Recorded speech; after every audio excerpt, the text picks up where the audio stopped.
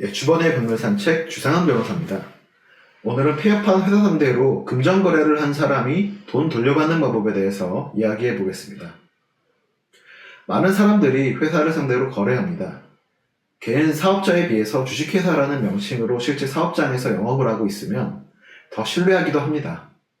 그래서 회사를 상대로 금전거래를 할 때 꼼꼼하게 따져보지도 않고 계약을 하고 입금을 한 다음에 후회하는 경우도 그만큼 많습니다. 임상진도 마찬가지였습니다.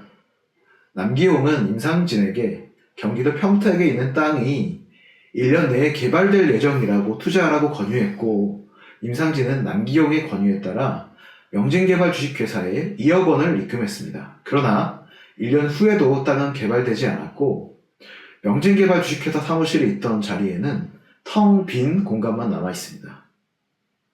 임상진이 조사한 바에 의하면 명진개발 주식회사를 상대로 소송을 해서 승소해도 명진개발에 집행 가능한 지산이 없으면 승소 판결을 받아도 무의미하다고 합니다. 명진개발은 이미 폐업했고 회사 자금을 대표이사가 이미 빼돌려서 가져간 상황이라면 결국 집행은 불가능합니다.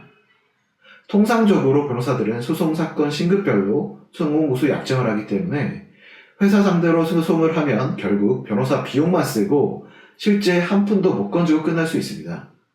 그렇다면 회사가 폐업했으므로 회사 상대로 한 소송을 포기하는 것이 좋을까요?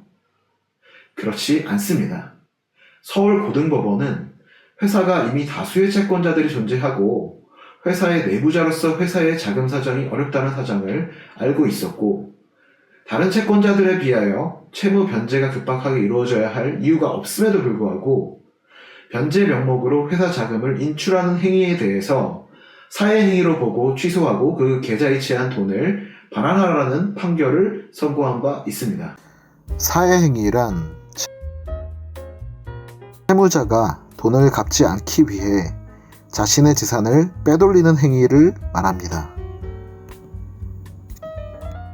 사회행위 취소소송이란 채무자가 돈을 갚지 않기 위해 자신의 재산을 빼돌리는 행위에 대해서 취소시키기 위하여 채권자가 수익자에게 거는 소송을 말합니다.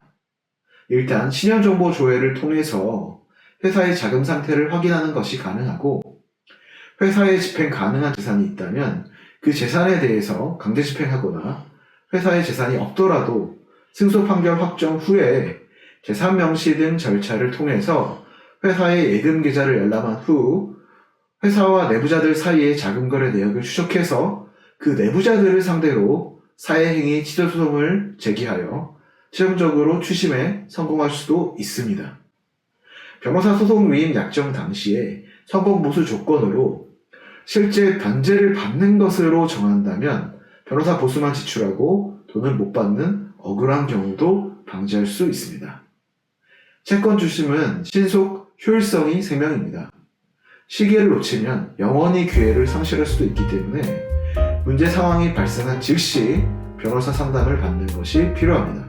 먼저 문을 두드리는 자에게 기회가 오는 것입니다. 이상 주상한 변호사였습니다. 감사합니다.